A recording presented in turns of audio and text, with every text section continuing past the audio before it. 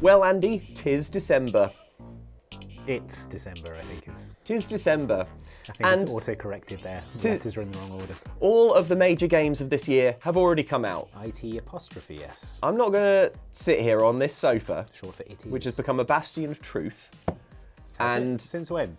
bullshit It's a you throne of lies. that December's games are like super hype. Well, you know, the Santa makes, and his elves, they make the games, don't they, in his workshop? Yes.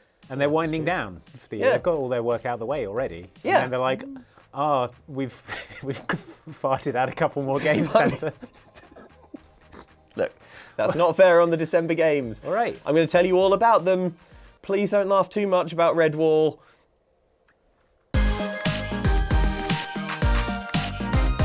Cult adolescent fantasy series Redwall is getting its... God damn it. Cult adolescent fantasy series Redwall is getting its own action-adventure game anthology this month. Sorry. Action adventure. Andy. What? Please tell me about Redwall. Andy, I like you very much, but your consistent refusal to take Redwall seriously is one of your great personal failings. Okay. But I will sit quietly and listen to you tell me about Redwall. Continue. Playing as either Sophia or Liam, you must save Lilygrove from the villainous scum snout. Go on. That's it. Okay. Ian and Liam. Sophia and Liam. Sorry, Sophia and Liam. Are they humans or are they some kind of stoat? No, there are no humans. There are no humans in Red... There are stoats, John, in Redwall. John, that's not the inherently ridiculous part of Redwall. The existence of stoats. So if you're unfamiliar with Redwall, viewer, which you may well be, Yep. it's for kids who weren't cool enough for Lord of the Rings. And they wanted I can't believe you're doing this. They wanted like a badger in a You're going helmet. to ruin us. The Badger Lords of Salamandastron. Don't mess with them. Okay. Okay, Redwall is a series of books by author Brian Jack. It's all about a sort of anthropomorphic kind of medieval war thing that's going on. You know, dynasties, lineages, lore. There's so much lore. I've got no problem with the story. It's the fact that everyone's a f***ing badger. Not everyone is a badger. Lots of people are hares. There's weasel. also shrews. Moles have a lot to do. It's like if you gave the animals of Farthing Wood an axe. Yes, good. It's good. Or like if Wind and the Willows was sort of set in the Anglo-Saxon era and everyone was like smashing each other's heads open. Good. So, The Lost Legends of Redwall, the Scout Anthology, combines 3 episodic releases into one game. In all honesty, puzzling out what's been released and what's upcoming and what is planned and what's been cancelled with the Redwall video games is tricky. Ellen put some of this list together and she noted that the first episode of the Scout game does not have a Metacritic score because fewer than 4 people have reviewed it. So, honestly, like, getting into the wikis and stuff on this is like a bit of a mess trying to figure it out. But The Lost Legends of Redwall, the Scout Anthology, combines the 3 sort of Scout chapters into one game. Do the production values look high? No. The rich story of Ian and Lily is what you're here for. Here's what I'd say. Games are back, folks. Here's what I'd say. If you were a fan of Redwall, then hey, there's finally some Redwall video games for you to play. And if you weren't, like this, you know, this could be a sort of fun, simple puzzle adventure. I imagine it might be quite fun to sort of play through with a younger person, a niece or a nephew. And if it beats expectations in terms of sales, perhaps it opens the door for something a bit grander. Because Redwall deserves good games. And Andy agrees. Yeah. He's nodding seriously and I solemnly. hear the next Call of Duty is going to be all badgers. So. Okay. You would... Don't tell me you wouldn't prefer that. I would prefer that. It'd be good. Right, it would be good. I love badgers. Next, Sonic. So it's not enough that you own an iPhone, eh? You have to also get an exclusive Sonic game this December. That's right, Sonic Dream Team is coming to Apple Arcade, featuring a mix of mind-bending, paradoxical levels and Tony Hawk-style grinding and combos. Well now. And the return of Cream the Rabbit. Okay, That's good. I was going to say Tony Hawk-style grinding and combos, I'm in. Yeah. But then you said Cream the Rabbit. Yeah, and unfortunately we're out again. And we're back I will out. not be investing. This is quite interesting. It looks like it's been developed with like mobile phones in mind in terms of like the level design. They're putting a lot of emphasis on replayability, collectibles, things like that, sort of basically imagining that you're going to be playing this game in short bursts and doing like the same levels over and over again to try and do it better. or to try and find different things, which I kind of think is interesting. Enemies are there apparently to keep your momentum up rather than for combat. A lot of Sonic fans, however, are justifiably annoyed that this is only going to be on Apple Arcade, which makes it the exclusive preserve of iPhone, iPad, and Apple TV, and Mac Mini, and you know. I do have Apple Arcade though, so I've got it. So Andy's sitting pretty. He's the one you hate. I think a big question as well will be like how well this plays on like with a touchscreen controller. Yeah, but I mean Sonic the Hedgehog seems like a character that's pretty easy to control with a touchscreen. You swipe to make him jump, swipe down to make him grind on a rail. Yep, jump and grind. Tap him to make him tap his foot. Like that. And then just a sort of circular motion to eat a chili dog. Yep. All right, it would be good if this game was good, and it would be even better if it came out on some other platforms eventually, or soon, or one day. Apple were too greedy. Speaking of delving too greedily and too deep, new survival action-adventure crafting game, The Lord of the Rings Return to Moria, sees players try to reclaim the once-lost mines of Moria. Explore and fight as you build up this underground labyrinth to its former glory. So if you're too cool for Redwall, which you're not, maybe you'd like to consider stepping up to something else that is also uncool, but less uncool than Redwall, and that's Lord of the Rings. Yeah, it's a sort of cooperative Minecraft-style game set in the mines of Moria. Right, so you're running the mines of Moria as a sort of ongoing concern. I don't know if you're in charge of it. I don't know if you like own it, or if you're just sort of helping. You're just getting it back from all the Balrogs and that. Well, I think like it's like the Balrogs are sort of like cleared out, and now it's all about just sort of building nice things up and making it nice again. You know. Was it ever nice? Oh gosh. Oh no! Oh no! Oh no! What have I done? Oh man, you can't imagine. Boy, the mines of Moria. I mean, it was a mine. Meat off the bone. Red meat off the bone. What was it? A restaurant? No, it was a mine. Although it was called a mine, but it was actually more of a sort of stronghold. It doesn't matter, because the point is... kind of culinary stronghold. Yeah, a culinary stronghold. It was a cooking the school. Moria Food and Wine Festival down there every November. It's lovely. Yeah, but you get the idea from the trailers. It's like a sort of crafting cooperative game where you like build stuff and try and make it nice, in the vein of Minecraft or Grounded or something like that, but crucially in the mines of Moria. Will you play this, Andy? If I'm being honest, probably not. Okay. There's a lot of other stuff out Yep. now. But I can imagine if I were a Lord of the Rings fan looking for expanded lore and something a bit more relaxing than an action kind of hack and slash game, I could see it being something I'd enjoy. Could be a nice one for gentle Christmas co-op. Yeah, the sort of New Year's Day, slightly hungover.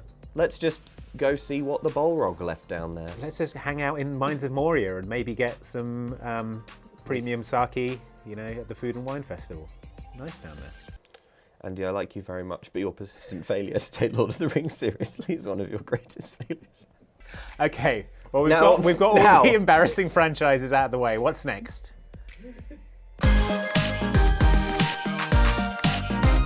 Have you always wanted to explore Pandora in a video? Have you always wanted to explore Pandora in a video game? Anyone? Come on, one of you must be into it. And just for you, Ubisoft has made a new Avatar game. In Avatar Frontiers of Pandora, you'll play as a young Na'vi raised by the humans of the RDA, frozen and then awoken 15 years later to rejoin the Na'vi, learn to be a Na'vi again, and protect them from the RDA. I don't know which is the funnier franchise to take incredibly seriously, Avatar or Lord of the Rings. They're both very funny. To take seriously. To take extremely seriously. It's funnier to take Avatar seriously, because Lord of the Rings should be taken seriously. This game is essentially Far Cry, but in the Avatar world. Okay. What Avatar has going for it, and the world of Pandora, is that the world is visually stunning. Yeah, it's very pretty. And it's tricky, really, because like those movies are many things, not all of them good, but they sure are high definition and colourful. Yep. No one can argue against the bit rate of Avatar, right? That's true. Cameron knows his way around a bit rate. The most bits ever seen on screen. But yeah, I think the big question for this will be like, does it feel good to play? Does it feel like you're sort of an athletic a Na'vi? A Na'vi. Yeah, you can jump off of things and summon your... You can jump off of things? You can jump off... Wow, okay. You can jump off of things and summon your bird. Your alien bird. Your flight of passage. Your flight of passage, yeah, which will just sort of like come up and impact under your thighs, and then you fly off on it. Yeah. So it's the closest thing this December to a AAA release, I think. Banshee, that's what they're called. Banshee, yeah. You just plug your hair organ into theirs. You just hair mate with the Banshee. Hair mate with the Banshee, and you're off to the races. So I think it's safe to say that Far Cry is done. Yeah, it's maybe done, or it's certainly sort of past its the highs of Far Cry 3 and Far Cry 4. Right? It's at reboot territory. Like that's probably the next thing we'll see from. Yeah, Far it's Cry. probably so. You never know. There might be some kind of germs of ideas in here that might be coming up in a sort of Far Cry reboot. Fight, tame, and even ride tiny creatures in this grounded-like game with a fantasy twist. You play as one of the small folk in Small Land Survive the Wilds, which entered early access on PC earlier this year and is arriving on consoles this December. Craft, build, and explore in a world where not only can you get your own mounts, but your own wings, grappling hooks, and stylish armour. So it's like Grounded. Yeah, I liked Grounded a lot. Grounded is a great game. I really like the concept of the Honey, I Shrunk the Kids style, being small in a regular-sized world. I think that's really good. But you'll like this, Andy. Slightly more fantasy. Slightly more magic.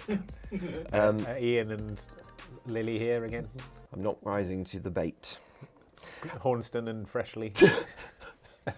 All your faves are here. Ellen has asked me to note that it seems that there will be an arachnophobia mode. The trailer does have some pretty scary spiders in it, which we won't show. The other thing is that Grounded is limited to Microsoft platforms, PC and Xbox, whereas this is going to be out on PlayStation. So yeah, if you are a Sony console owner and you've been sort of watching enviously. So when you say the small folk, these are people who are already small. This is like the world for them. They haven't been shrunk. Yeah, they're not shrunk down. It's more like they're kind of like little. They exist amongst sprites. the guys. Yeah, that's cool. Yeah. It seems kind of fun.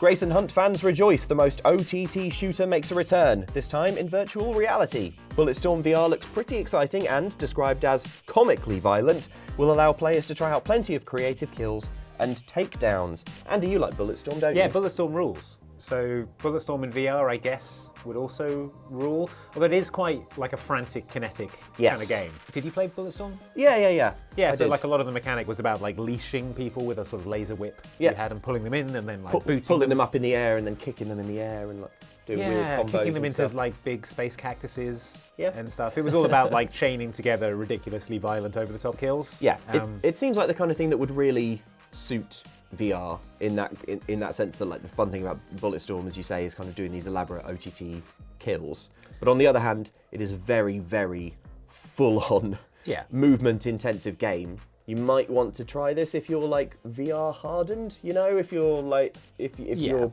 played so much VR that like motion sickness is just not a thing. I imagine this could be a sort of like instant nausea generator. Or you have a lot of Dramamine handy. Yeah. Remember there was a bit in Bulletstorm where you fought Mechagodzilla? That was pretty cool.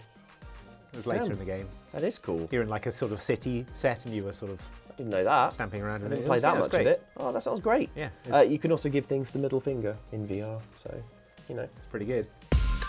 Picking up where the critically acclaimed Asgards Wrath left off, Asgards Wrath 2 comes to Oculus Quest 2 and 3.